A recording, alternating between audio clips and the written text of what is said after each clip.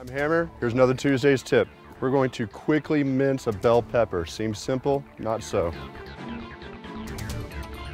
What we want to do, see how the sides are squared like that? We're going to cut the squares off first, and then we're going to slice them very thin. Then we're going to mince them fast. Come down there. What that does is it takes the seeds out. Throw that.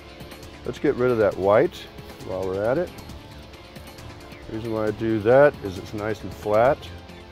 And instead of chopping it really big, and then chopping it down, and then just chopping, and then chopping, and then chopping, do real skinny ones, and then we're going to line them up and do it back.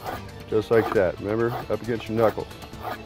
So when you're camping, some of your tables are not the same height as what you're used to in your kitchen. Just be very careful, okay? Super simple.